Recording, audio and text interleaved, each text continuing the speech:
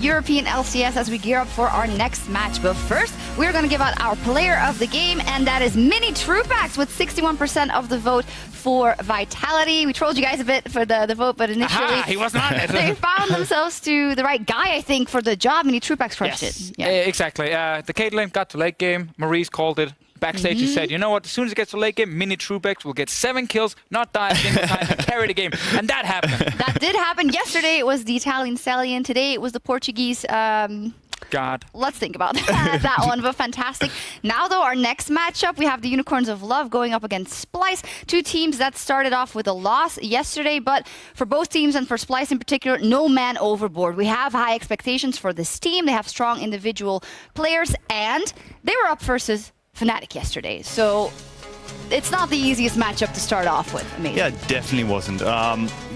Especially Niski struggled a lot under the pressure of Caps, who now apparently is one of the best laners, as like I think Fabvin talked about and Perks talked about. So you kind of have to expect him to have a couple of nerfs coming in and everything like that. So this is probably going to be different for today. But their early game definitely has to be a bit different. They have to be more crisp, and they have to expect more ganks coming in. I mean, that's very true. There's definitely some things to work on early on. I do like the fact that late game, even as a completely new team, they seem to be on the same page when they were punishing It was Fnatic. close. It was pretty close late It game. ended up being fairly close. Like, whenever there was a call to go 4 to 5 man to one lane and catch Reckless or another Fnatic member, they all did it instantly. So in that way, they kind of looked already in sync, which is very important for a completely new roster. The best losing game you probably can expect if you go up versus a Fnatic that is that strong. As you said, Niski, not a good day today. He's up versus Exile. We know that Exile has had his troubles in the past. So what do you guys are expecting of this matchup? Is this going to heavily skew whatever happens in that mid lane the rest of the game? Yeah, it will definitely do. The thing is, between Niski and Exile, like Niski, he's kind of a defensive laner. He's going to be on the back foot where he's going to get his farm and he's going to try as hard as possible to have an impact for his team. Whereas Exile is going to be the one that's going to be in your face, try to aggress, try to get leads through that. And if Splyce has gotten better over the day at countering aggression and answering it properly, I think this mid lane matchup is going to be really interesting. Well, we'll see. The Unicorns of Love, they ended the split, or they came into the split rather, with some new additions to the team. They didn't have the best start versus Giants yesterday with a loss. But as we say, it's also a project. Hillesang and Vizicachi are no longer there. We have new elements, and it's the project Sheepy. We need to see how that will shape up. So what did we see yesterday? We did get to see a little change in how they wanted to approach the game, or at least the draft, compared to other teams. Like, they were first picking Evelynn, which was a bit of a surprise for most of us. And I think Evelynn can be really strong, but that one was kind of strange and didn't really help them in the rest of the draft. And then in-game, it felt like a team that didn't really have much of a game plan to follow. Maybe the draft was even too difficult for them to execute. So I think Sheepy will change that. Well, you mentioned that first pick Evelynn for Cold, obviously up versus Xerxes, and they switched teams. These are kind of the two junglers up against their ex-teams, so they will have something to prove. I also heard that Cold was very, very anxious to get on the Rift and do good things versus his ex-team, and that will be the case for both of them. Amazing. Yeah, that's always the case. When you're up against your old team, and we already talked about it in Vitality Giants matchup, that you have to prove yourself. And I think Code, because I don't quite know about the backstory behind this him leaving Splyce and everything like that, but I reckon that he's going to come in extra excited and he's going to try as hard as possible to just actually look better than yesterday. He kind of looked forced almost in a way, whereas Xerxes, he had his game flow, he farmed for the late game, which is something he's already done before, and looked a bit more in comfort than Code did. We talked about the mid laners earlier and how important that matchup can be. I think adding the junglers onto that matchup is key, because with Exile, typically a game plan for teams is to say, well, let's just go mid and gank him, because he's playing aggressive all the time. That is something we could see from Splyce in this game here.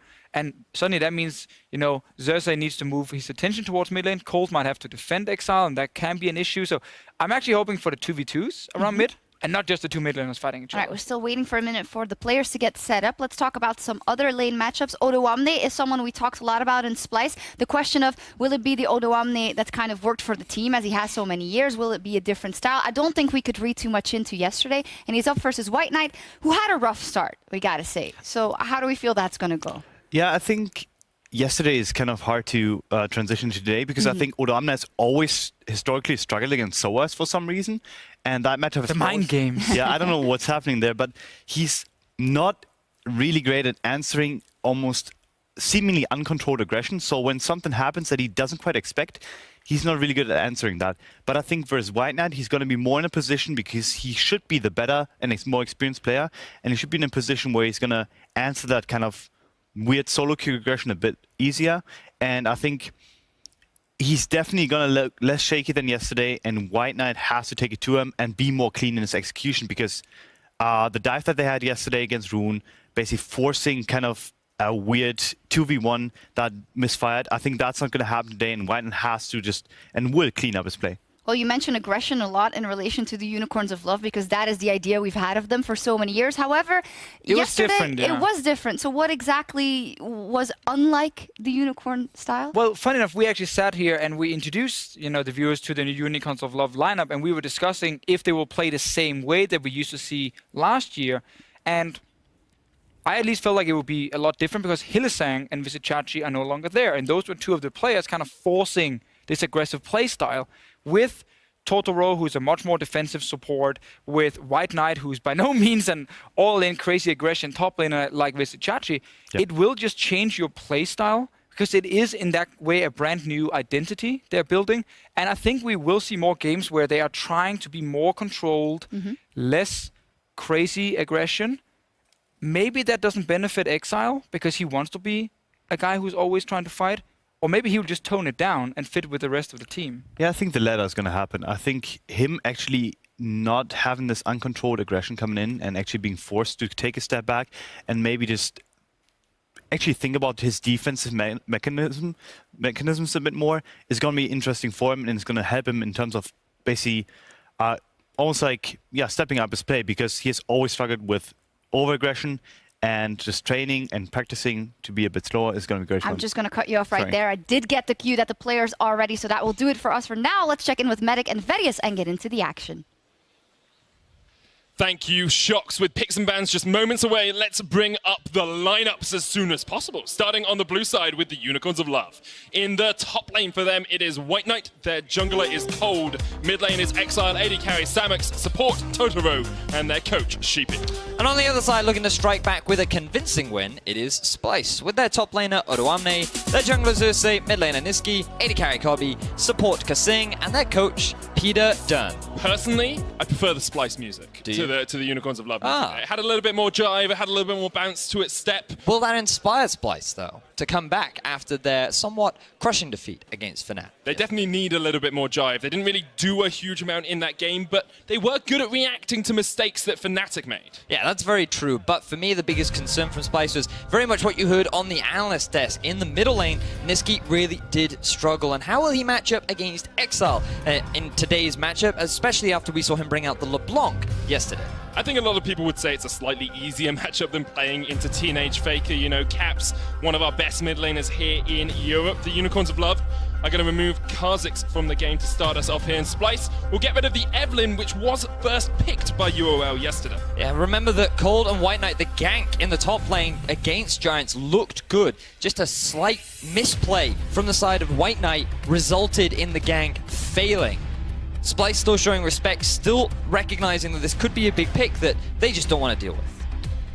And a lot of the off-season strength for Splyce did come from their ability to analyze the game and to draft well. Peter Dunn joining them as a coach has really elevated their macro sense and their analytical sense. One would expect. One would expect. Based on what many have said about Peter Dunn, a lot of respect has been shown towards his understanding of the game, but it is another thing of knowing about the game and then being able to teach it to his players. And we'll see how things progress as this game plays out. Remember, both these teams currently at 0-1 and looking to get their first win on the board. Splyce losing to Fnatic yesterday, which is kind of to be expected, but also will obviously have dismayed them slightly. The Unicorns of Love losing to Giants is not what they would like at all to start them off. We've got the Alistar, the Kalista bans here from the Unicorns of Love, and Splyce have removed Zoe and Shen.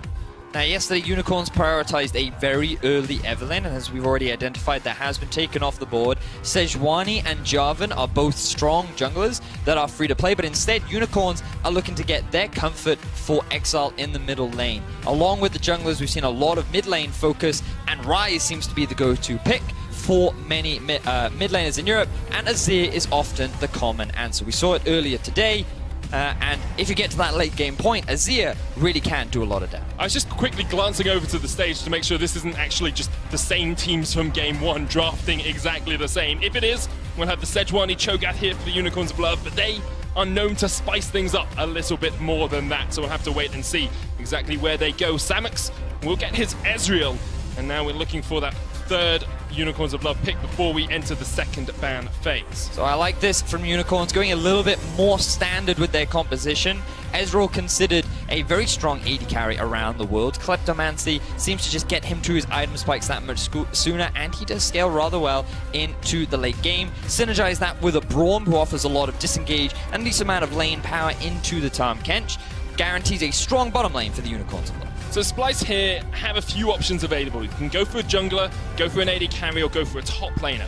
Looking at the rounds, looking at the state of this, where do you think they're going to reach? You would imagine that they would save their top lane pick until a little bit later in the draft, unless they want to pick something early and target ban away. Instead, their focus is on getting a little bit of wave clear down in the bottom lane. We have seen a few unsealed spellbook Sivirs over in the LCK, where a few of them have been taking some interesting summoner spells, which we can track once we get into the game. But already, Splyce, they have a lot of scaling in their composition with both the Sivir and the Azir.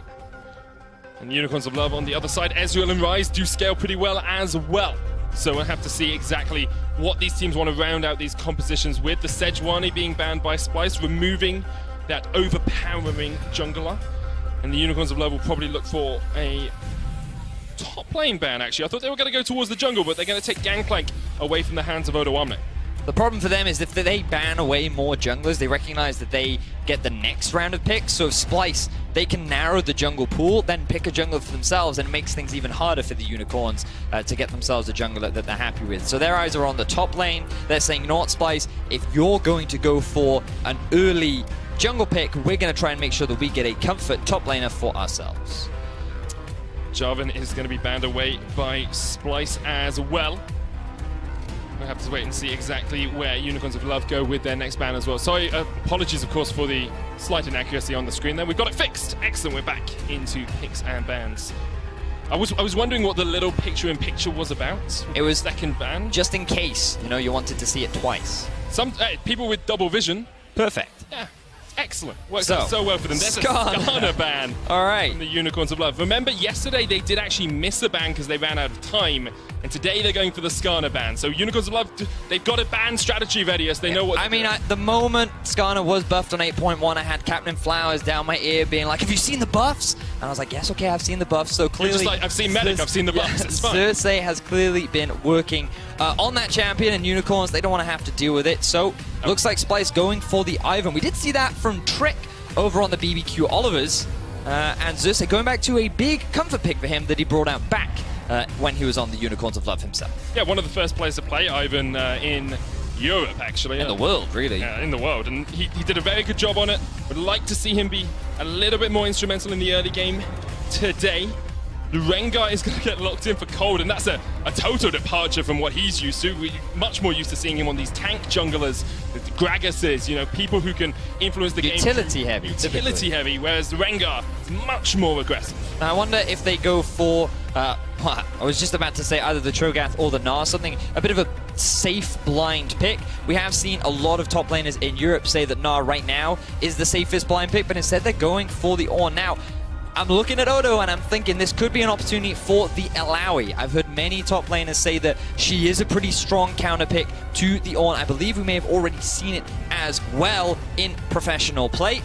But does it fit with the composition that Splyce are going for? Because right now they have the Sivir ultimate to kind of act as an engage, but they have no real way to start fights aside from that. So maybe they want a bit more of a tank. Instead, they're going for the counter pick. Alawi is going to get locked in the EU LCS, and she is a counter pick to the Ornn. We're going to break that down a little bit more when we get into the game, Vedius, because just before we talked about that, you mentioned something interesting about the Splyce lineup. I don't see the full engage. I don't see how they're actually going to be able to catch the Unicorns of Love. Well, what they do have is a lot of late game damage, that's for sure. And they, along with a lot of wave clear. This is something very similarly to what we saw from the Vitality roster. The key difference between the Sivir and the Caitlyn is that range differential. Sivir does have the spell shield to help keep herself alive, but in team fights, she does so much AoE damage. So in those late game fights, it's something that you have to show a lot of respect for. On the Unicorns of Love side, they have the Ryze and the Ezreal. You really need to be active around the mid game towards those big item spikes, and as we saw in the last game, if you let the Ryze get too much into the late game, he just can't output the same kind of damage that the Azir can, and the range difference makes it so difficult for Ryze to really get onto those backline carry threats. So a bit of a timer on this Unicorns of Love composition. They're going to look to try and force a lot in the early to mid game. So Sheepy just waiting to shake Peter Dunn's hand there. Final words, of course, going across towards his team. There's the handshake. And we should be getting onto the Summoner's Rift pretty rapidly. I really want to see how these teams bounce off each other, because both of them coming into today are 0 and 1. You don't want to be in the unenviable position of being 0-2 at the end of week 1. This is the game. This is the game that matters for the Unicorn and for Splyce. And this is the game that they have to show up to really cement their spot in the EU LCS. We're going to get onto the Summoner's Rift for our second game of the day. And Vedius, I know you want to talk about it. I know you like watching anime. Let's talk about the tentacles in the top lane. It's Alawi into Ornn. Let's talk about that matchup. Wow. All right. Alawi into Ornn. Many pros consider Alawi to be a good counter pick into the Ornn, largely because, number one, she trades extremely well against the Ornn. The percentage max health damage on her W is really effective against these tanks that often do build a lot of early magic damage. In the side lane, she has a lot of threat, and typically she just does well into tanks. We saw her in the past as an answer to things like the Cho'Gath, and Ornn is very similar. You'll also know that she is running the Kleptomancy rune as well. It's very easy to proc it because you can also get it from her Test of Fate, the E. Every time you hit onto that little ghost, you'll be able to proc and you'll get a lot of early gold, and once you get those big items, you'll see how Ornn starts to struggle in that 1v1. But if Alawi does fall behind, her value in the later game can often weaken. She has a lot of damage, but she doesn't have a huge amount of utility. It can often be difficult to get into these fights. But fortunately, by also going for the Inspiration Tree, you have that extra cooldown reduction on things like your Flash, which means it's more readily available to jump into the thick of things and start smashing all of your opponents. Odoamne smash in the top lane. We'll have to see if White Knight can deal with him. Yesterday, he did not have the best of performances. White Knight struggled. We talked about that early gank where White Knight had the misplay that didn't allow Cole to get the kill.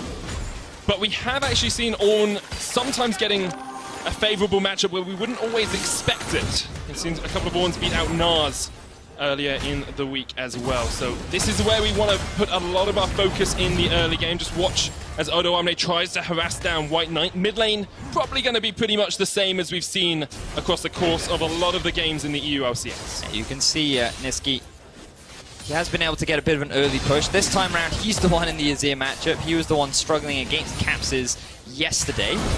And in the bottom lane, you're seeing a lot of push coming out from the Sivir, very much what you'd expect against the Ezreal. But he too is running the Kleptomancy rune, which means that he's going to generate a lot of gold. And once he gets what you would expect to be an early Trinity Force, we did see a slight variation yesterday. He just has a lot more early trading power. He's going to hit that spike a little bit sooner than Kobbe, and that's when they can start to look to try and force a couple of fights. See, Exile dodging around Niski's plays pretty well here. Have to remember that Exile was one of the premier Ryze players for a long time here in Europe.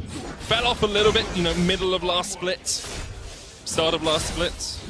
Quite a lot of last split. It wasn't the best year for Exile in 2017. However, he showed some promising things on LeBlanc, and then he ended up dying to a roam from Ruin. We will be keeping an eye on how he does. He has started off with the Ignite, and you can already see how far forward he's playing in the lane. A couple of deep wards from Cole in the top side have given him a bit more information to allow him to play like this. So we do see Xerxes heading towards the bot side of the map. That we do, and bringing my eyes towards that bot side as well. Kobe has taken the Unsealed Spellbook on this Sivir, so we need to track what some of the spells he's using. We've seen AD carries in LCK switch to an early teleport to get back into the lane. We've seen them go exhaust in the late game to stop something like a Rengar, just one-shotting them later on. You have quite a lot of options. I also like seeing inspiration on champions like Tahm Kench to run the cleanse, can be surprisingly effective. Now Xerxes just helping Niski in the mid as Cold makes his way over there as well. Early Cloud Drake likely not going to be the highest of priority for either team. Keep our eyes on Cold as he postures around the mid lane. It's great to see XL back on his most played champion. Does have a tendency to step a little bit too far forward in the mid lane. If I recall correctly, he had the highest forward percentage of any mid laner last split. I'm sure my stats team will tell me if I'm incorrect there. Just very often he would push forward in the lane and get caught out. And it actually looks like Cold is holding the lane here for him as he teleports back in with the Unsealed Spellbook. Now, Vedius, it's a pretty slow early game. We're about 4.5 minutes in. Nothing much has happened. The junglers have been, teasing out opportunities. Typically what you'd Haven't expect. found anything. Yeah, Well, not in my solo queue games. Level 1 invades, let's go. But what are we expecting to see? Where is the real point of the map that we need to be focusing down on and we need to be watching as this game develops? Well, I mean, as we talked about in the draft, the onus is a bit on the Unicorns of Love to try and make some proactive plays around the mid-game, where you have things like the Ryze ultimate, the Rengar ultimate, once Samix has hit that early spike of what you would expect to be the Trinity Force, but some have varied in terms of their randomization. And you have the Ornn Engage, which is on a relatively low cooldown, and you can use it to just start a lot of fights. Whereas for Splyce, they're much more geared towards the late game. You have things like Xerxes on the Ivern. You're also looking at the Azir and the Sivir, who do a lot of late game damage the longer the game progresses. So for them, it's just very much about farming, scaling, just biding their time, and not needing to be hyper aggressive in this early portion of the map. I don't like that answer, Vedius. I'm sorry, but right now, a lot of the meta is very much towards scaling and team fighting later on. Aside from teams like Vitality, we haven't seen a huge amount of early playmaking compositions because there's so much risk associated with them, and if you don't properly execute, there's just a big gamble that your whole early game can end in disaster, very similarly to what we saw from the Unicorns of Love composition yesterday. So if you're confident in your ability, it can certainly work out. But do you really want to take that risk, especially in a best-of-1 format? Not at the moment, especially since a lot of these teams are still working out how to work together. Entirely new rosters in some of our LCS teams. Here we've got one member surviving on Splyce, a couple of members surviving on the Unicorns of Love. There's a lot of change going on at the moment in the EU LCS, and teams are working out exactly what playstyle they want to bring to Summoner's Rift. Unicorns of Love especially. We're still wondering exactly how they're going to play as a team. Are they still going to be the group up in mid and fight sort of team that we saw from the Unicorns across the last few years, or are they going to have to adapt? Are they going to have to change as things develop? Yeah, it was an interesting discussion that Amazing and Deficio had with regards to the Unicorns about whether Hylissang and Vizicachi were the main core reason behind that kind of playstyle, or whether or not it was Sheepy in the direction that he liked to play the game and how he coached his team. Because so far, especially with the first game that the Unicorns showed, they really weren't that very focused on let's group mid, let's force a lot of team fights. They tried to play this 1-3-1 style, which was obviously very difficult to execute. And this time round, I'd still say that they can force a lot of fights with their composition, and it can very much be revolved around the mid-game, but again, it's very much about trying to make things happen around the mid-game once they've gotten themselves a couple of items. Started to see these ultimates being hit for the Unicorns of Love members, and you can see they're moving around the map a little bit more. Cold's going in, trying to steal away this red buff from Xerxes. XR moved up here as well. Totaro's all the way up here from the bottom lane. Daisy's going to join the fight. It's a 2v2. And Daisy and red buff are winning right now. Jungle creeps 1, champion 0. Xerxes didn't get the full channel off there. Daisy is going to die. So Unicorns of Love have invested a lot of time into this, but they will be able to steal away the red buff. They retain their honor, not losing to the jungle creeps. Cold able to get a successful steal off, but Samix forced to play a little more defensively, still doing very well on the farm though. You can see already gotten himself that tier. You can track what he decides to buy as he goes back. He's got a full inventory. How can he buy anything? It's full. I imagine he'll sell some stuff. That's one of the other advantages of Kleptomancy, is because you get so much free items, you can just keep selling it. And it looks like he is going to go for that early sheen. He's gone for a full free build as well. Klepto, magical footwear, and the biscuits as well. Just getting as many free things as possible. It's like me when I used to go to like university open days. Yeah. You just get all the pens and all the mugs, yeah, stock bits up. of pizza, lanyards that you never use again and find in 10 years. Why would you just take pizza from a university viewer? Because if they have pizza, I'm going to eat the pizza then. Fair enough. Why would you Fair deny enough. pizza? We're not all deviants and cut it with scissors, okay? Some of us like normally cut slices of pizza. That's fair. I understand that. And Cold, his main focus right now is Raptors. He's not interested in pizza. He wants to try and deny as much farm away from Xerxes as possible. One of the big things about Ivern is he's actually not that great at stopping counter jungling. He doesn't trade effectively during the well, at any point in the game, really, especially against the Rengar. And often you can just walk in and take his camps away, especially if he hasn't been able to put his passive down. So that's what Cold is trying to take advantage of right now, but Xerxes still doing rather well, maintaining in terms of levels, has now hit that level 6, as Cold makes that level 7 mark. Yet to see any kind of first blood action yet. And what we want to see is Unicorns of Love making those proactive plays. We saw it a little bit, they tried to get up towards the top side, but Splyce have got pretty good vision control in terms of just denying any rotations from Exile and any roams from Cold as well, especially in this bottom side river as we see Nisqy now stepping down towards the bottom side, but we'll just back away for the moment. It's about an 800 gold lead for the Unicorns. A lot of that is coming from that mid lane where once again we see Nisqy falling behind in terms of actual CS. Remember, up next is Fnatic versus H2K. Fnatic, pretty strong performance against Splyce yesterday, whereas H2K very much struggled, some of their rookies perhaps having first day nerves here on the stage. Here's the call of the Forge God. Stopwatch stops time as Cold comes in as well with the On the Hunt, looking for him. Exile's up here as well, and that should be first blood going over to the Unicorns of Love. Well executed dive from the Unicorns. Good rotation from Exile as well. We talked a lot about what the Unicorns comp wants to do, and these are kind of the proactive plays we wanted to see. Getting a kill onto the counter matchup against the Alawi, definitely going to do a lot of favors for White Knight in this top lane. First kill goes in favor of the Unicorns.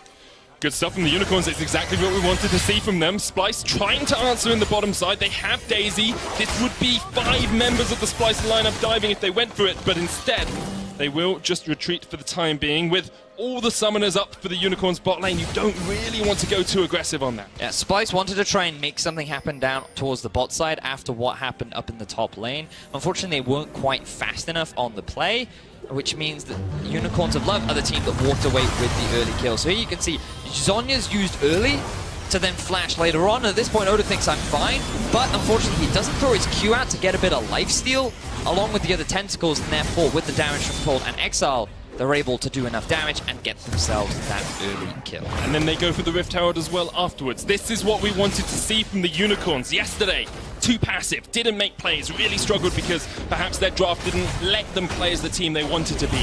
Today, a little bit more conventional in the draft, still a few oddballs thrown in there in the form of the Rengar.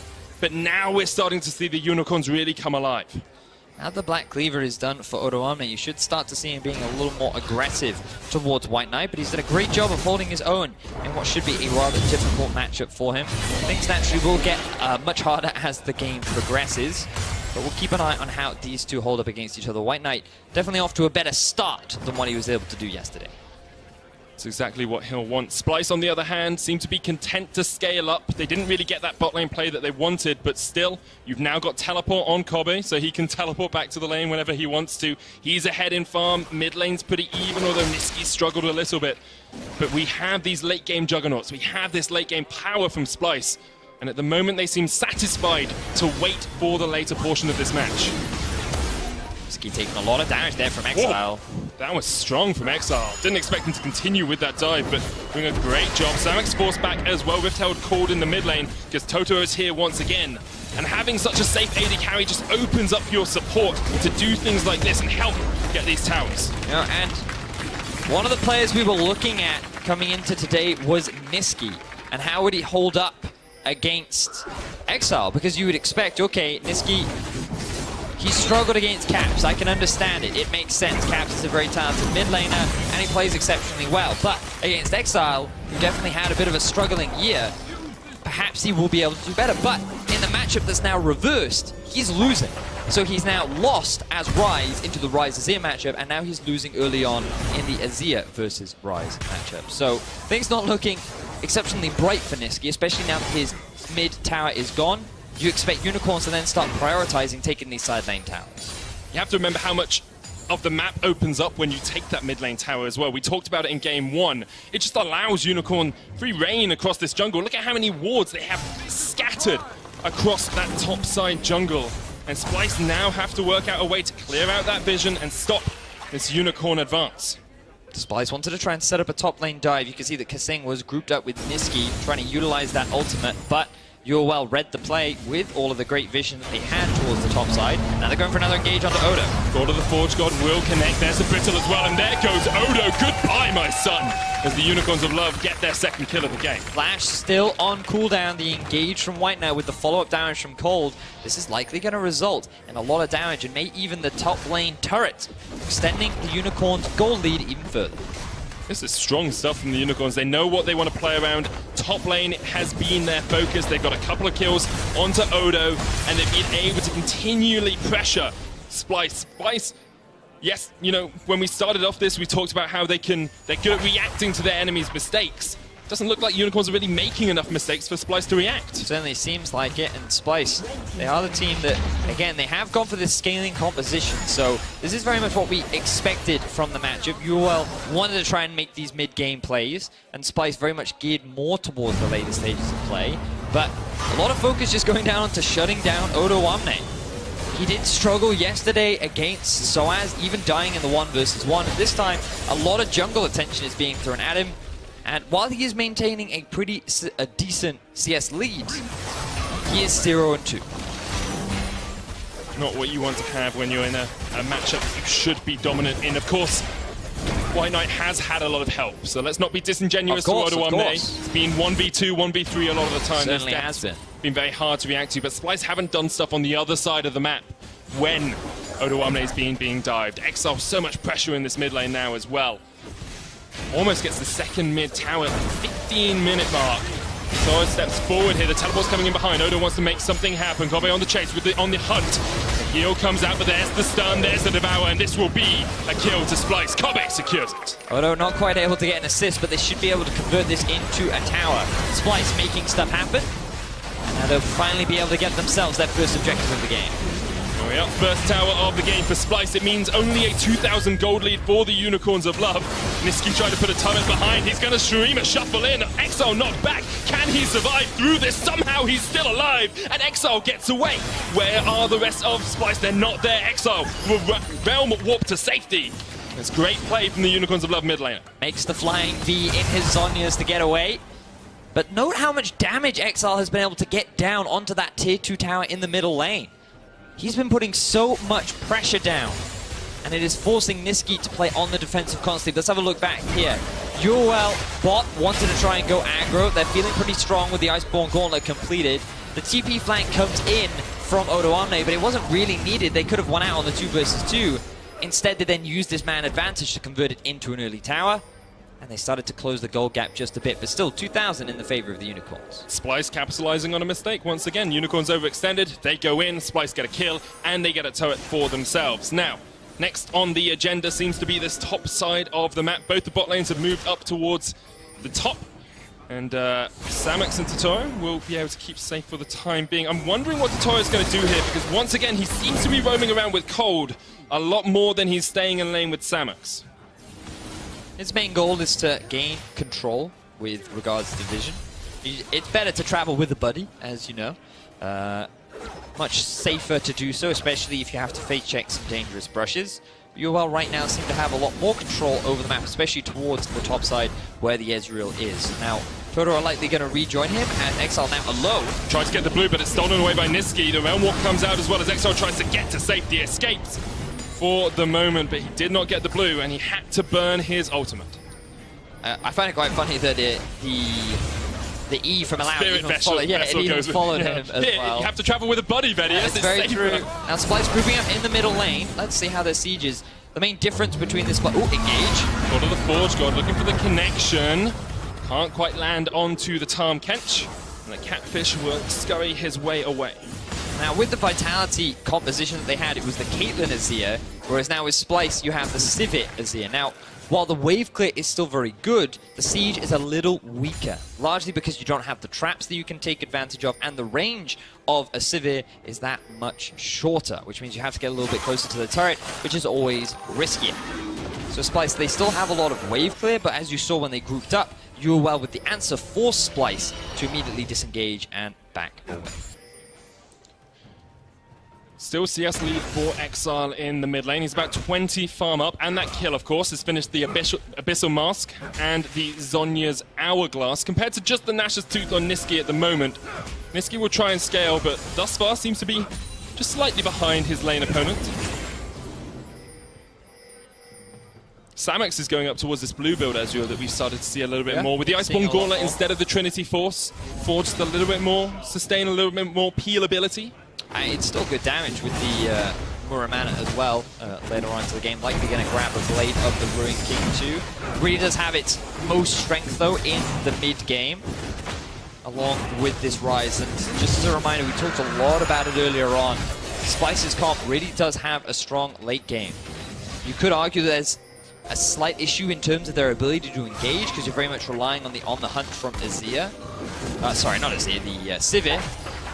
But aside from that, there's no real way to start a fight, and it can be difficult for an Alawi to really close the gap. As we see another engage bar. That gap's closed pretty quickly as Odoamne goes down once again. Unicorns of Love behind the turret get themselves their third kill. 0-3-0 for Odoamne now. What was a counter matchup has now become a... Exile has got such fancy feet here. He's so brave as well. He knows he's in a 1v3, and still he runs away. Goodbye, he says. A golden realm walk to get to safety. This was one of his comfort picks in the past. I mean, it's one of his most played too, and you can see what he can do on the champion, especially given how strong it is in the current meta. His LeBlanc didn't quite go the way he wanted yesterday, but now he's got his hands on this Rise. He is certainly making things difficult for Niski and the rest of Splyce. Splyce, however, still holding on. Look at this once again, because Odoamne just does not know what's coming. Just not respecting the lack of vision on the bottom side of the map. They didn't even really need the ultimate from White. Now he just grabbed himself a cheeky assist. And all the damage coming out from Cold. 2-0-1. Also a strong performance from him on the Rengar. Champion we don't typically expect from Cold, formerly known as Trashy, the old Splyce jungler. Now he has that Duskblade of Drakthar completed. You can see where that damage is going to come from. Can he get onto that backline effectively, though? Can he assassinate Kobe? Kobe, still unkilled this game. He's one of only 5 players in the EU LCS this split to remain unkilled thus far. We've only been through a day and a half worth of action, Vedius. I'm sure we're going to have a lot more kills as the split progresses. Here goes Niski. Oh, great flash from Exile, but straight into the face of Kobe. Exile tries to turn it around. There's the Realm Warp. And once again, the fancy. The Exile is a god this game, Vedius. Constantly getting out of dire situations. So many members of Splyce constantly having to answer the aggression coming out from the mid laner of Unicorns allows them to take objectives elsewhere. Odo tries to flash, but you can't flash away from the Forge God. Cold was coming in, but the Redemption makes them back away for the moment. 5,000 gold lead now for the Unicorns of Love. Exile performing, White Knight performing, Cold performing. Samex and Totoro have done well as well, but they've kind of been a non-factor in this game. This is the Unicorns of Love that we wanted to see coming into this split. Yeah, this is much more of what the Unicorns fans wanted. Playing a much cleaner game, especially with the high expectations of Splyce. It does feel like that right now a big weakness for this roster is their mid lane. Constantly falling behind in terms of the 1v1, losing that mid tower very early, and just losing all this control over the map. Unicorns of Love getting themselves some solid early leads. Now the question is, can they close it? Because we saw Giants get these kind of early leads against Vitality. Things looked great for them, but when it came to actually breaking into the base, they were not quite able to do it. And Bruce Divine comes down, knocks Exile back. It's a 3v1 as Daisy's here to help with the Zhonya's Realm Warp.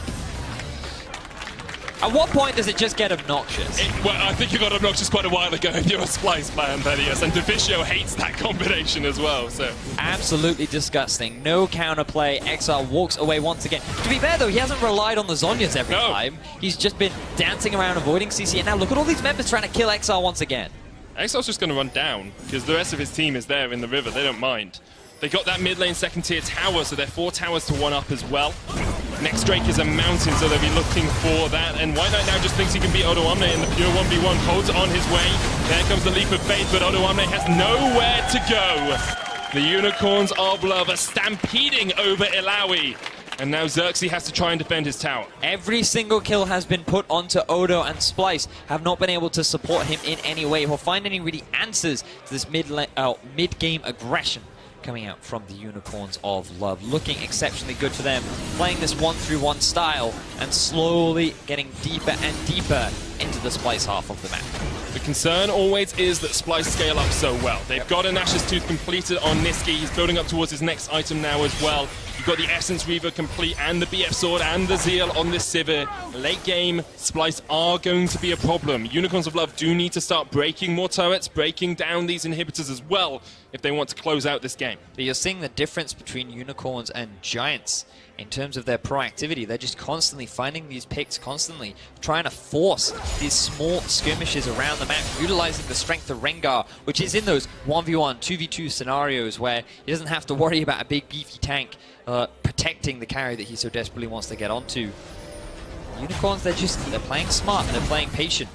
They put a lot of pressure on themselves. We saw a couple of tweets from them saying, we expected more from us. We wanted to play better. We wanted to debut a stronger performance. And I think this is much more of the playstyle and the level that they were expecting from themselves. I think their fans are pretty happy at the moment as well. Samux is going to go back, finish off that Blade of the Ruined King. Exile has completed his Void Staff as well. So now it seems like Unicorns think he can deal with Odoamne, and then they switch White Knight across to another lane and let Cold be that threat, be that unseen predator throughout the Splyce jungle. I think they've moved him up towards the top side because it's easier for White Knight to be able to TP flank into an engagement rather than having like your squishy AP mage. So keeping him closer to the Drake, which is what they're looking to play around relatively soon, just makes sense to keep him towards the bottom side of the map. He's going back to base right now. Could swap out that TP for a slightly more aggressive summoner spell if he wants.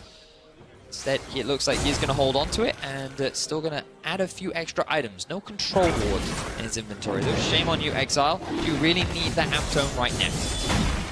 It's more damage, man. It's true. More damage is always good. But control, vision, information. They seem to have enough information at the moment because Splyce are pushed so far back. That's true.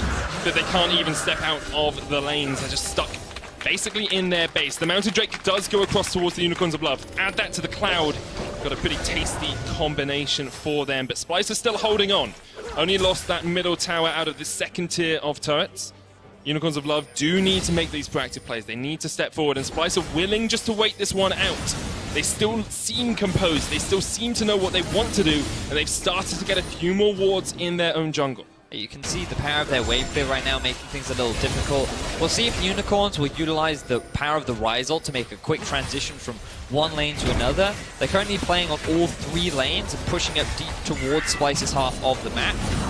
Baron could be a potential, but there's always the risk of Splyce finding a successful fight around that area. And remember, grouping up in a choke point is definitely what Odoamne would love to have for his ultimate and the amount of damage that he has available in his current build.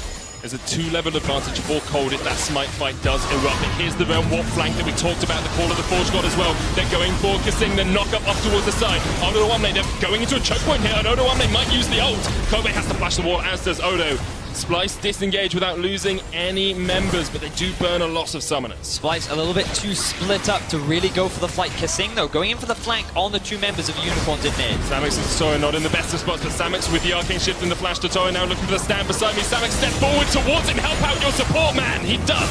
Cold with the flank. Exile there as well. Samux so low, almost takes down. The autos come out, and Kobe gets the kill. And now Splyce are going to look for this turret. They'll push through the mid lane with the Daisy, with the rest of their squad. They can continue this pressure because Odoamne still has that ultimate. Are the Unicorns of Love going to do much here? Exile is stopping the wave in its tracks, but Splyce have Daisy, and they are going to get their 3rd turret of the game. This is the decisiveness that we saw from Splyce against Fnatic yesterday. UOL made a slight mistake in that engagement, in that after they tried to force the fight, they then split up. Samex and Totoro stuck around in the middle lane a little bit too long, while Cold and Exile were heading towards the Drake. Splyce saw this opportunity and immediately pounced on it to try and force the fight, get themselves a couple of kills, and get themselves 2 quick and easy turns. And once again, we come back to the question, Betty, is can the Unicorns close out the game? Can they do what Giants failed to do? Or are they going to struggle as Splyce's wave cleave is just too strong? Leandri's complete on Niski now as well. Infinity Edge, Static Shiv on Kobe. You've got a 3-item Sivir that you have to deal with now, who's still got a stopwatch, Vedius, who can still cease time for a moment and keep himself alive in a fight. And Odo is just continuing to build damage. He's 0-4-1 right now. But in these team fights, he will still be a big factor. If UOL group up, the amount of damage that he can throw out is monstrous, and White Knight still has to show a lot of respect towards him in the side lane, because he does have a lot of kill potential, assuming that he knows where the enemy jungler is, of course. Once again, Unicorns of Love pushing in the lanes. Splyce trying to rectify this situation by pushing back themselves, but Kasing and Xerxes will realize they can't really deal with this. Glacial Fissure doesn't connect. The Call of the Porch God is going to come in, knocks up 3. There's the redemption as well. Unicorns of Love goes so aggressive, but so much damage comes out from Odo, and immediately Splyce can turn this one around. He's on the chase.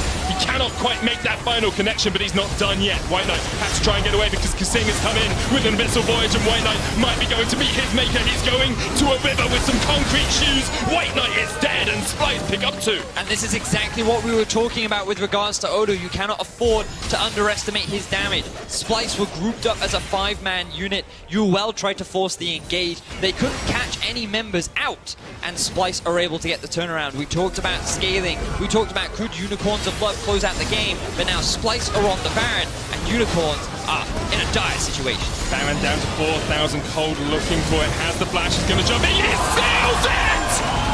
Say hello, Unicorns! Cold gets the steal, and Unicorns are right back in this game. Our second steal of the European LCS, first with Maxlaw and now with Cold. He goes to the flash, he uses the brush from Xerxes to get the leap, and is able to steal that away. You mentioned the level differential earlier on Medic, and now we saw it come into fruition as Unicorns secure themselves the Baron. Great stuff from Cold. That's why you bring in a man like Cold. That's why you have him as a future leader for your team, because he does things like that. That's exactly what Unicorns of Love needed, as they had lost out in the last couple of fights to Splyce. Let's have another look at this, Vedian. So you can see the brush that Xerxes is using there. Cold jumps into it, gets the leap, the smite. More than enough damage to be able to steal that one away. He sacrifices his life, but the gains are so valuable, because if Splyce had secured this objective, it would have meant so much in terms of stalling, buying time, getting closer to that late game point where they will outscale this Unicorns draft. But by having it now, Unicorns have the potential to set up for the siege once again, try and break into the base of Splyce, and use the advantage that they still have before Splyce go full late game. It was so close as well. I just looked at the numbers. Baron had 750 HP. Xerxes Smite did 760. So if he had smoked at the exact moment, Cold wouldn't have been able to steal that away.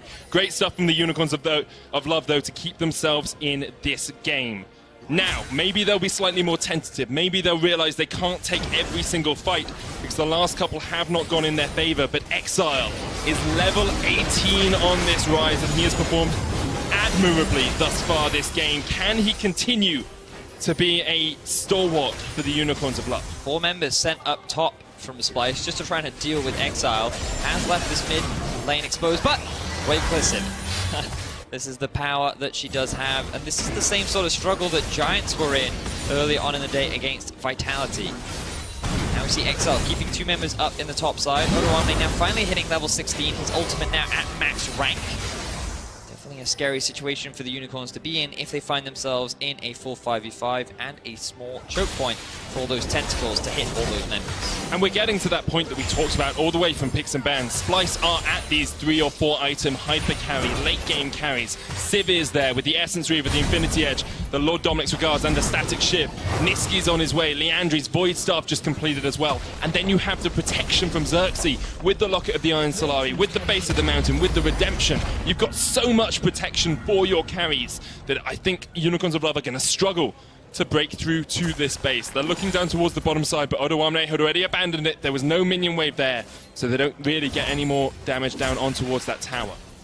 Unicorns still hold on to a healthy gold lead, but as we've seen when playing against an Azir especially, the gold can mean very little if he has 3 to 4 items and is still able to have a big damage impact. 3 to 5 tower advantage favor going towards the Unicorns. A couple of extra items have been completed, especially that Samux Ezreal. You can see 4 items now done for him, but a 4-item Sivir as well. You're thinking, in these big team fights, that Sivir is going to hurt. Ricochet does a lot of work when you get to these later game team fights. Second Cloud Drake of the game for the Unicorns of Love to add that to the mountain. And it's Elder Drake up next. Perhaps that's their win condition. Perhaps they get that and they look for a fight. Perhaps they're waiting for the next Baron, because at the moment they just can't quite crack away into the Splyce base. As of right now, not quite able to do it. The Baron has worn off. 3 Drakes have gone in the favor of the Unicorns. Elder could be another potential win condition. They do have a big level advantage over the Splyce lineup, largely coming from the big CS leads that they've been able to build for themselves. You know, we've seen a lot of rises with impressive farm. Exile, no difference. 414 now at 34 minutes into the game. I mean, the Flame Horizon from Cold over Xerxes is pretty impressive as That well, too, of course. Xerxes, of course, playing the Ivan, doesn't quite have the same jungle clear. Well, I mean, never mind. That's a silly statement. Doesn't quite get as many CS That's usually what I meant. throughout Thank the you, game. Medic. The numbers don't add up in Ivan's favor most of the time. He doesn't even need it because you build such cheap items on Ivan a lot of the time. He is going for Locket and Redemption. Also gotten himself the face of the mountain. Whenever that additional shielding too. Whenever anyone says Face of the Mountain, all I can think of is like Lord of the Rings and The Hobbit. So I they think are of the Mount hobbits Rushmore. of the mountain. I think of Mount Rushmore. Oh, so that's probably more dignified than mine. I'm much more into my Mine's my just more literal. fantasy world. I'm expecting presidents to show up when you shield someone. Just try to imagine how that would exactly work. Just like one of their faces imposed on the person that you steal it from. But Unicorns of Love are trying to steal a turret down here in the bottom lane. Odoamne is not going to get stunned up by the concussive blows. Great damage onto Kobe though.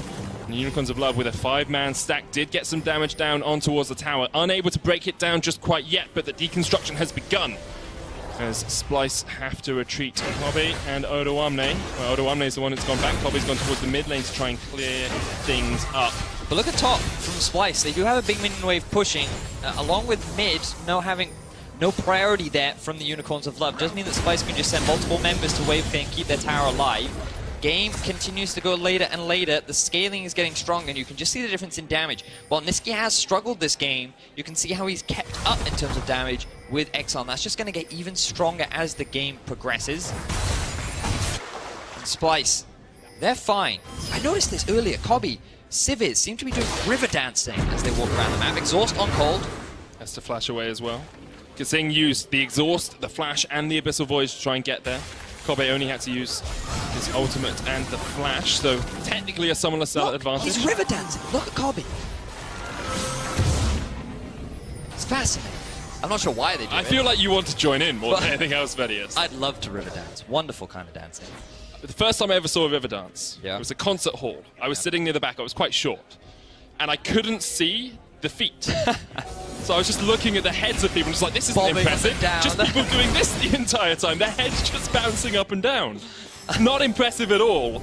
You can't see the feet. That's very true. The sound must have been good, though. Yes, lots of tapping. How are they doing this? Wow, just with the bobbing of Magical. their heads. Unicorns of Love seems to be setting up vision around the Baron for the time being. It's 37 minutes in, Vedius. They have a 6,000 gold lead and those 3 dragons under their belt. And the battle for vision begins. The classic Baron dance. Splyce are more than happy to take a fight at this point in the game. Well, I'm sure Niski would love to have his death cap completed. He still has more than enough damage to have an impact in these later game fights. Exile is full build, so on the bright side for Splyce, he can't do any more damage than he currently does. In the last few fights, he hasn't actually seemed to be impacting it that much. We talked about how Rise falls off as you get later into the game. He's drawing a lot of pressure. He's not really killing anyone. He's only got 1 kill through the entire game. It can often be difficult given his fairly short range to really get onto the backline threats, and with an Alawi in front of his face, it could be even harder for him, so he's just got to smash through the front line and see how far he can get. He is sitting off on a side lane right now. He will be able to get a decent amount of turret, turret damage, but keep an eye on Kasing's ulti. Can they get the collapse? As the Abyssal Voyage, instead he's just going to run towards it. Exile, this is the time you need to get those dancing shoes on. Or not, because you can just do that. Exile gets away, draws pressure towards him, and the Baron has been started by the Unicorns of Love. Splyce trying to react to it. Xerxes has the root caller. He is 3 levels down, though, and the Unicorns of Love are going to disengage this one. They decide they don't want it just quite yet. They clear out Daisy. The Unicorns of Love do bring pressure back towards that Baron. But Splyce have mid-priority, and they've got the bot lane pushing in their favor. Top should start to push as well. Exile moving back towards top lane. Remember, he doesn't have the teleport, and Splyce are grouping up mid. Going to put down Shurima's legacy as well as that turret forms itself. Splyce trying to get here with the Call of the Forge God. The Unbreakable comes out as well to stop the damage in, and there's Odo on there as well. Has the leap of faith. Is he going to use it? No. Spirit Vessel back onto Totoro.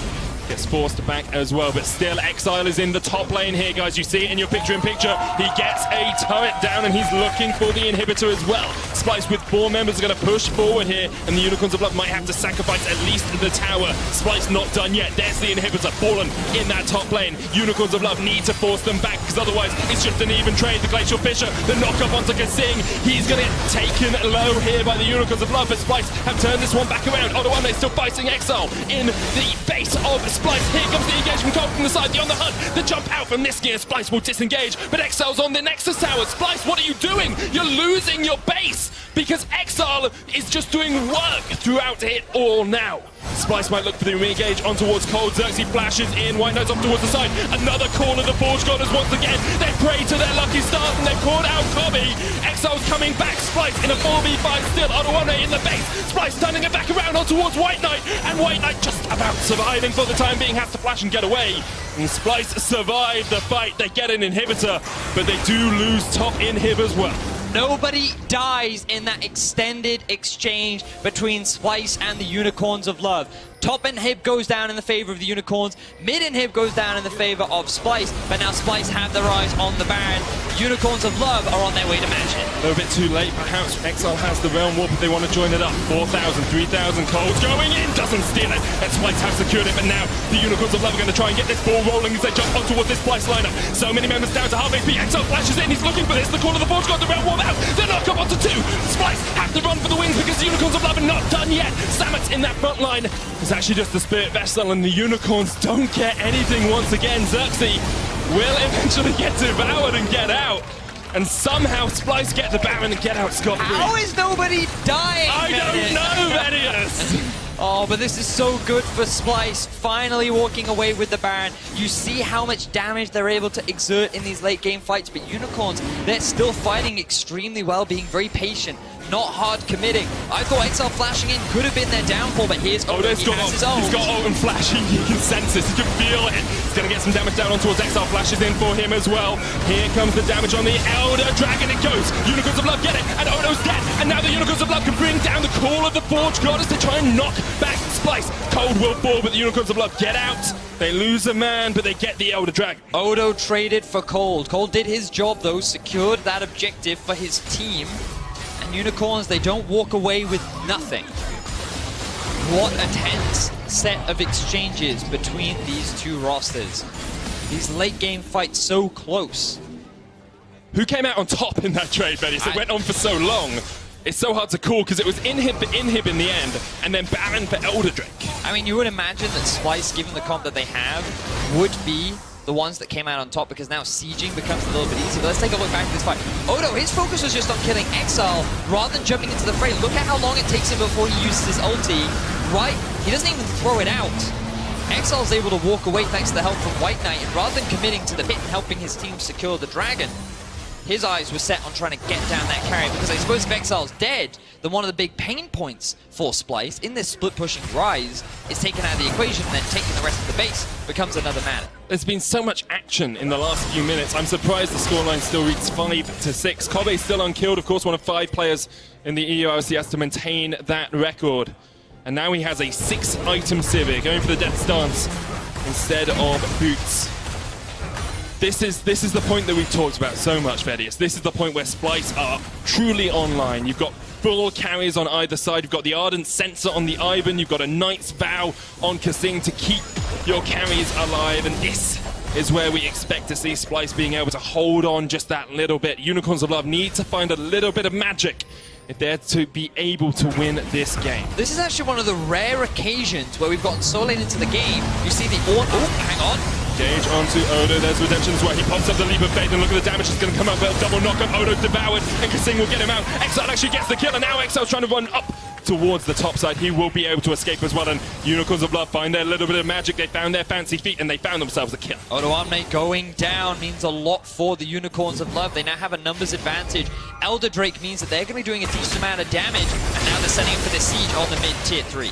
Daisy's there as well, so it ends up being a 5v5 once again, and Unicorns just can't quite crack into that base. They don't really have tower shredders, they don't really have objective takers. Ezreal and Ryze aren't really known for their ability to siege incredibly effectively and take down towers incredibly quickly.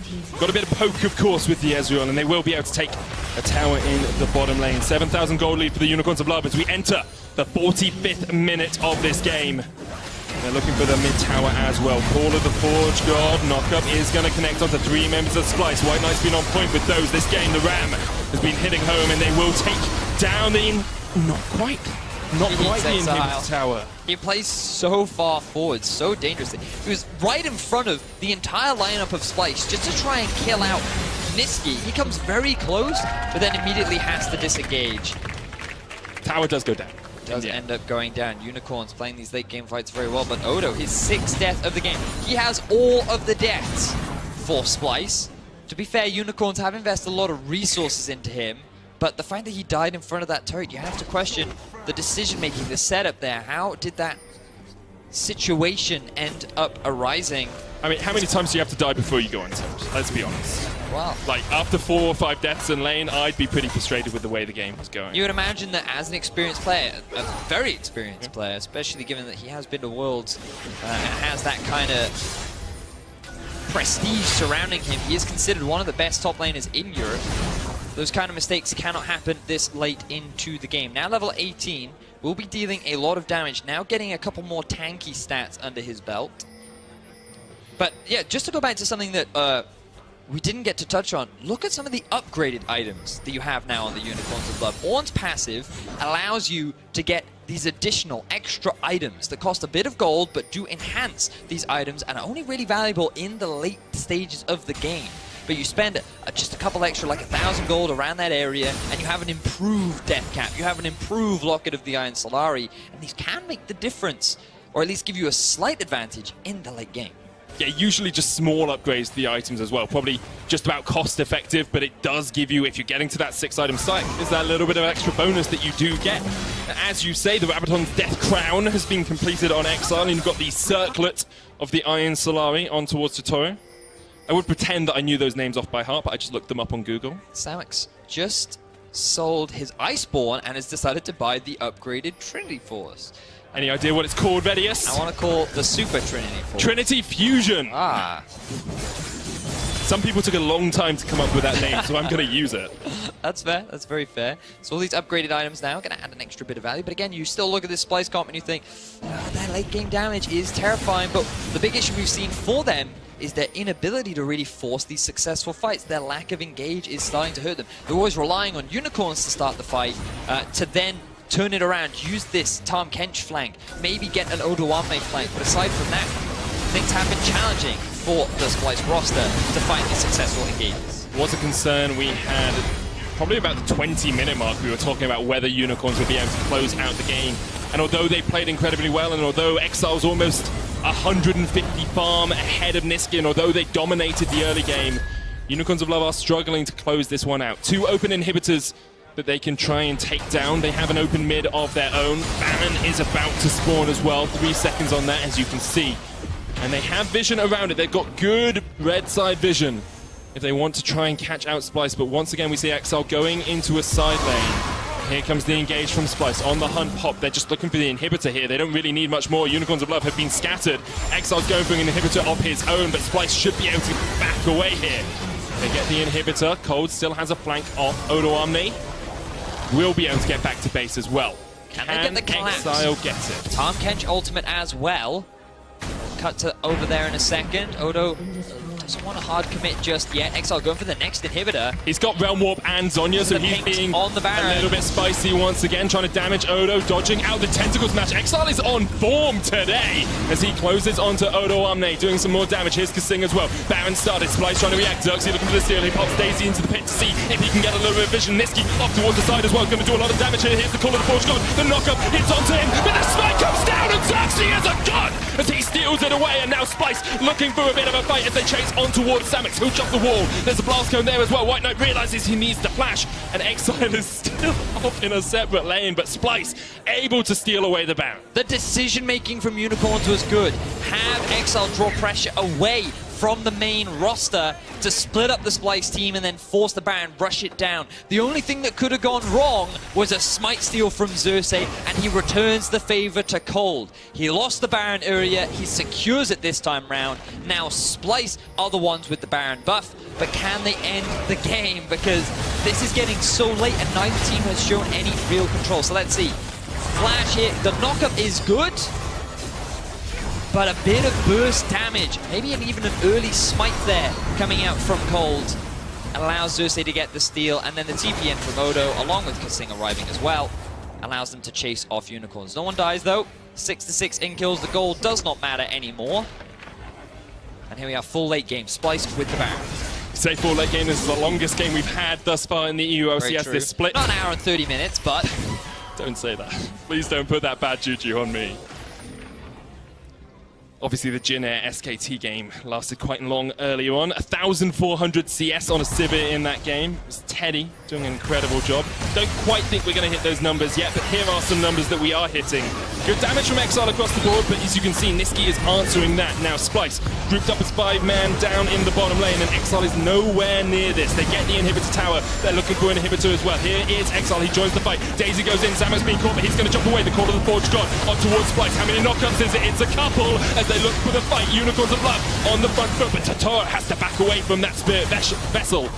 And the Unicorns just can't quite find the fight. Cold has used the thrill of the hunt. He's looking for a flank. He's looking for Kobe. The Splyce still able just to disengage and re-engage the fight at their leisure. Splyce hanging around for quite a while. You have to remember that up in the top lane, super minions are making their way into the base of Splyce, and there is a TP on White Knight. Exile also has the option to change his summoner spells and could join him. Splyce, they have to make a decision. Do they keep continuing for the Nexus, or do they go back to base? They want Exile. They're chasing him up towards the top of this, but he still has the Realm Warp and the Zonyas, so Splyce will just retreat back. Their wave was cleared out, it looks like, around their Nexus towers. Oh, but the problem is, Splyce don't actually have minions coming into the lanes anymore, at least in the middle lane, because they're all grouping up to deal with the super minions that are underneath the turret. So Splyce can't continue this siege. They have limited options, but they are sticking around because they want to get this Elder Drake. Exile just wants to force out this lane because the Elder Drake is up in 5 seconds. If the Unicorns of Love can sneak this one away, they've got 3 Drakes to go alongside it. That is a great position for them. But Exile looking for the inhibitor instead. Expect to see a Realm Warp combo if he gets caught out here. Niski's going to get a bit of damage down the Arcane Comet as well. There's the Realm Warp. There's the Zonyas. And there he goes. A golden trip away, but Kasing is not going to let him escape yet. Totoro with a good Winter's Pipe will slow up the Tarn Kench. Kobe is just doing the Elder Drake here, and I don't think the Unicorns have realized this is great stuff from Splyce as they get the Elder Drake and the Baron at the same time, but the Unicorns are looking to close this one out. Splyce will be able to back away, and Exile's going to realize that pretty soon and have to just decide against trying to 1v5. So the game is still not over, Medic. I was expecting to see like a victory screen or a defeat screen. I just wanted to But now that you have informed me, Vedius. It's important that you're aware of the current state of the game. It's surprisingly even. It's incredibly even. After the start from the Unicorns, where they had that advantage, we thought maybe they'd be able to close it out, but they struggled to get into the base of Splyce. Yeah, I mean, they suffered from very similar issues to what Vitality struggled, or Giant struggled from earlier on, which is that the enemy team had a lot of wave clear, they couldn't find a successful pick, Splyce defended pretty effectively, and they punished the small mistakes the Unicorns of Love made around the mid-game area. Now Splyce, the problem for them is, as we've already talked about, there's no real way for them to start a fight. They're entirely relying on Kobe, and Unicorns of Love are very effective at disengaging, so they're hoping to find a pick, and so far they have really struggled to kill Exile thanks to his combo that is constantly taking him to safety. But a lot of the time, Exile isn't with the team, and they're losing towers because of it. They can't defend effectively in these 4v5s. Exile's looking to steal an inhibitor away again, but now he realizes he needs to get back because that tower is gone, and this will be the third inhibitor taken for Splyce. Mid lane has respawned, so they'll look to go across towards that one now, but the Unicorns of Love are still in a 4v5. Eventually, Exile is here, and now perhaps the Unicorns will go for something, but they don't really have the engage they want either. So Splyce will be able to get this inhibitor, take down all three in a go, and now the Unicorns of Love are very much stuck within their base. Oh yes, they are. Splyce. Now the question is, can they close things out? odoamne was still waiting for his big unload of damage. They're going for the Nexus towers. Thrill of the Hunt was used as well by Cold as he continues to look to this flank, but he hasn't been effective. When Splyce have started to group up, it's a good way to counteract a Rengar, especially with the Tahm Kench and the Azir and the Illaoi there to put out so much damage if Cold does jump in. Here we go, Call of the Forge God, looking for the knockup, they get one. Exile jumps forward, Kasing with the Devour and is on the hunt. Used by Kobe to try and get himself away. And once again, the teams just dance back and forth. It's an ebb, it's a flow. At the moment, the flow seems to be going in favor, but White Knight with the flash engage, and Kasing is being caught. odoamne puts up the leap of faith as he tries to get some damage down, and Splyce still all alive. White Knight's down to half, Exile's chunked out down towards the bottom side as well. Kobe opening up on towards these Nexus towers. He'll put some DPS down onto them, but still cannot destroy them. And once again, no one dies, Vedius. There just doesn't seem to be enough crowd control on Splyce. Every time they get a target low, Unicorns are just able to quickly disengage, and at the same time, the Tahm Kench from Splyce. Every time UOL get onto a target, he saves it out. Here's another engage. Niski and Kasing are out of position. White Knight missed it. He didn't connect with the Call of the Forge God, and now the Unicorns of Love will realize they cannot do too much more there. That was a misclick. But look at the super minions in the base of the Unicorns of Love. Splyce, they're just waiting for the Baron to spawn in 25 seconds. This will be the fourth Baron of the game.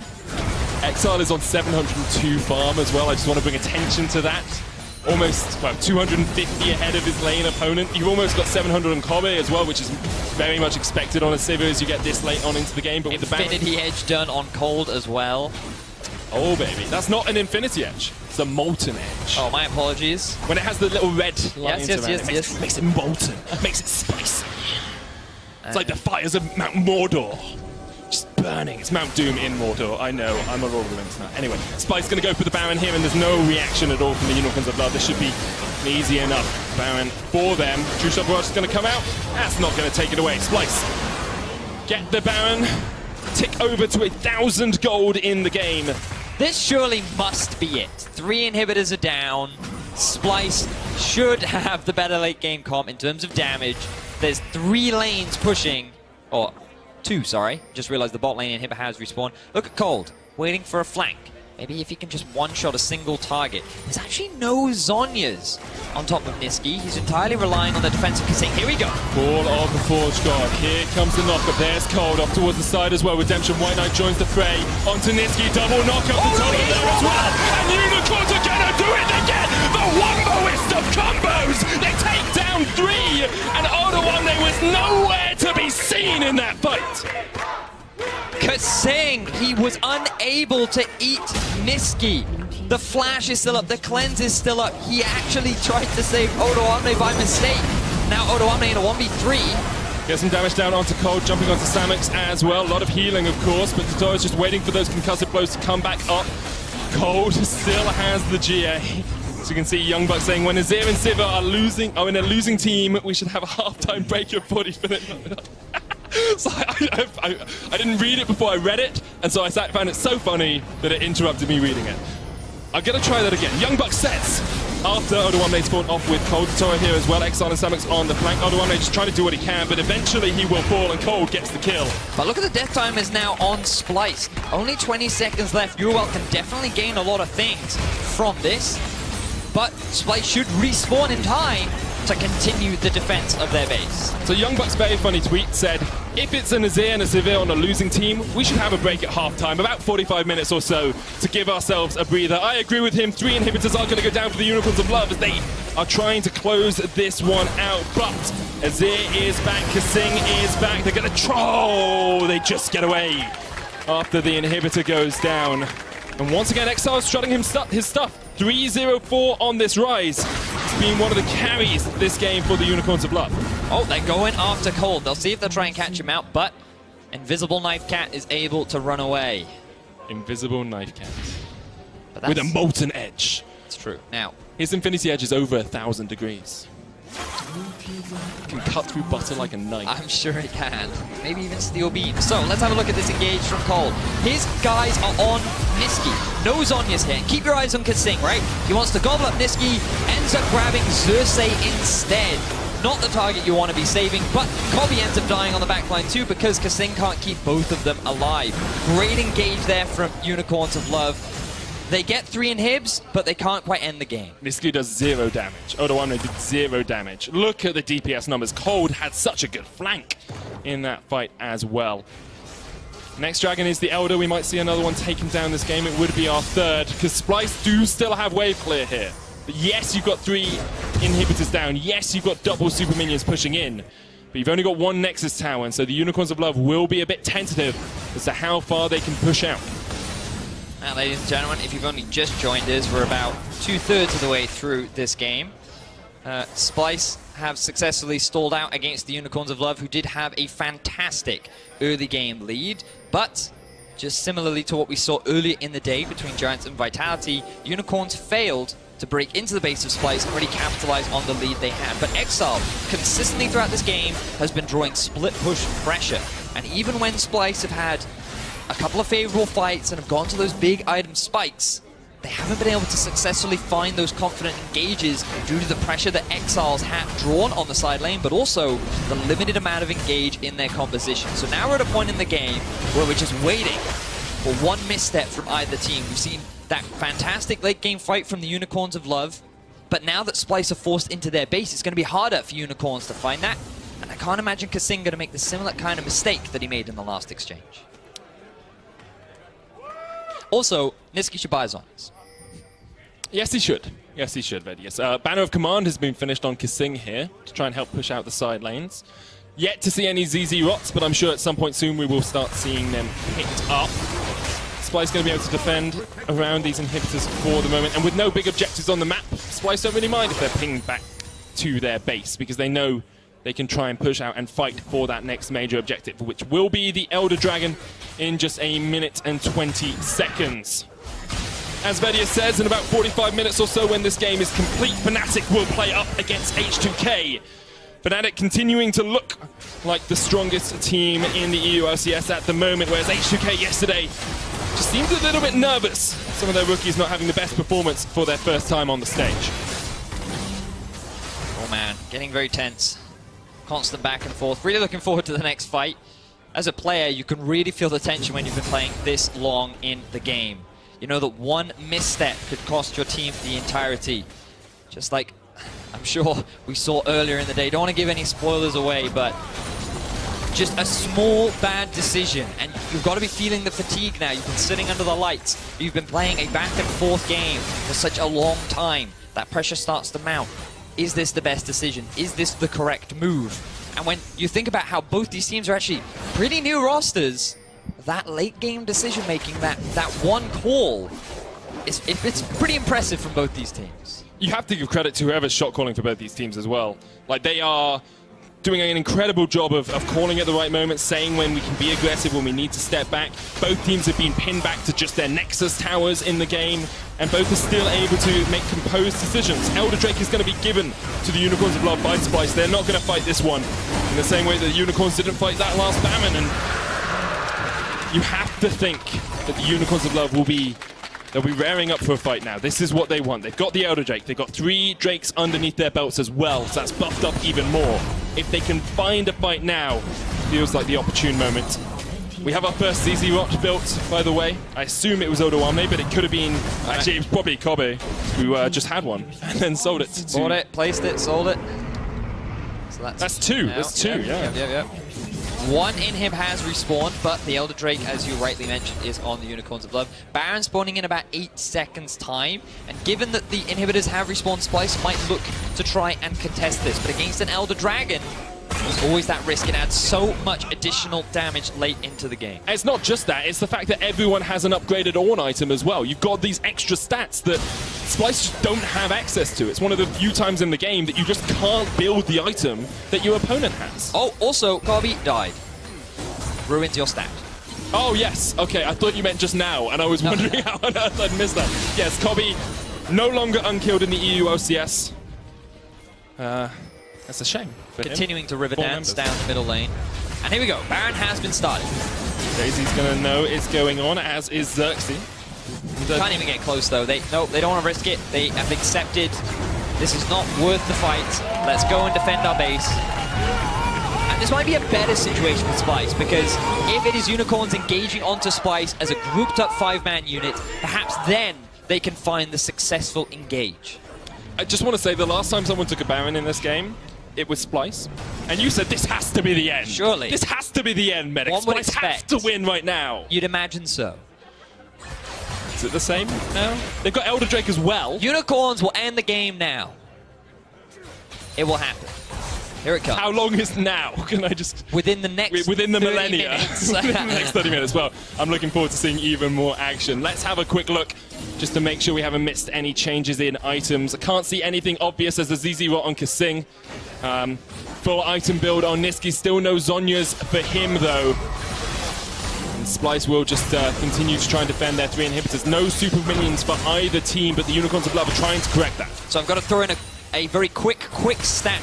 The longest game in the EU LCS was Roccat versus Origin at 80 minutes and 28 seconds. We are currently 16 minutes away from that time. Splyce, at the very least, they have the potential to set a new record alongside the Unicorns of Love, as their 3rd and final inhibitor is about to drop. Looking for it. Splyce might go for an engage here. The On the Hunt was used. They're going to try and jump onto Samus, but a good Glacial Fissure to disengage, and the Unicorns of Love are able to get out scot-free. Exile was pushing up towards the top side as well, which meant Niski had to be there to deal with him. Exile has been such a pain in the neck of Splyce this game. Such an annoyance most of the time. Oh my word, look at Cold's HP. Yeah. That just disappeared from a single test of faith. And at the moment, you feel it's in Unicorn's favor. But they back away. They have to back away, and that Baron could run out by the time that they get back there. You can see in the top right, 1:30 left on the buff. This is where Defender's advantage really comes into play as well, exactly. isn't it, Vadius? And people can't get any stronger. They'll buy pots, they'll buy ZZ Rots to help with the wave clear, but you're not getting any stronger than you currently are. It's all about how you play the fights, who miss positions. Who sells boots at this point as well? Because we've seen both AD carries get rid of all of their boots, yes? But as a mid laner, do you still need Ionian cooldown boots? Do you still need Sorcerer's Shoes, or is it better to have another item instead of that? I mean, personally, as a mid laner, I would find it rather hard to lose that kind of level of movement speed late into the game. The magic penetration might not have that much value, given that it is flat, but I can see a lot of value in terms of the cooldown reduction. So I'd be quite hesitant to sell the boots as a mid laner, but on an AD carry, when you're mostly just kind of standing there and throwing out damage to the target that's closest to you, it makes a little bit more sense. So I think it'll vary. Perhaps they will have a different perspective. We'll have to keep track. Totoro has sold his boots as well, instead going for a 6-item support build, not something we commonly see. Here's Cold, he goes on the hunt as he looks for Kobe. Call of the Forge God coming out as the Nexus towers are dive. Exile's going to take a bit of damage from that Test of Spirit, but White Knight's in the midst of them all. Double redemption. Splyce don't really seem to have taken any damage, and White Knight's taken a lot. Somehow he gets away, but White Knight jumps in with a harsh lesson and teaches Unicorns what it means to feel pain. Cole's going to jump onto Kobe, but he can't do too much, and Splyce have somehow turned it around. They get the GA. They're going to get 2 kills out of this, you have to feel. Cole doesn't really have anywhere to go. Splyce will chase him down, and eventually the tongue lash will hit home, and Splyce get 2 kills. And the defense happens once again. Splyce hold the line. Unicorns cannot end the game, and the game continues. You told me they'd finish it, Vedius. Yeah, but I knew I'd cast the curse. It was always going to happen. Nexus Towers didn't really take too much damage there as well, and it seemed odd because Splyce just didn't seem to take damage during that fight. I don't know, man. These fights are insane. Very rarely do you get to cast these kind of late game shenanigans. Oh wait! Oh, look at Kasing! He's going for the play. 2 are dead on the side of Unicorns. They're rushing this. The double support play in the base. Exile and Samox are in the base of Splyce as well, looking to see if they can get those Nexus towers, but Splyce will be able to get down that inhibitor in the mid lane. Niski's there as well. Are they just going for the end? There's only one Nexus tower. It's a base race! Here we go. Base race, let's go! Unicorns top side, Splyce bot side, let's see what happens. Exile, Samox, Totoro trying to push in. The Nexus tower's low, and Splyce might just have this one. Odoame's dead, and now Unicorns can continue, but they haven't got the Nexus towers. White Knight's back alive! He's only trying to defend! Robbie's dead! Unicorns top side, Nexus towers! They want the Nexus to get them Medius! The Unicorns, they've done before you have it! And Splyce take down the Nexus, and they take the win over the Unicorns! Look at the elation on Splyce. They go for the late game decision. 3 members versus 4, and it was all because those Nexus towers were still alive. What an amazing way to end that game. That is the best way to end a 60-minute back and forth. Splyce get their first win in the European LCS of 2018. What a monumental match. What a way to end as well. Commiserations, of course, to the Unicorns of Love. It was 400 HP in it, basically, at the end.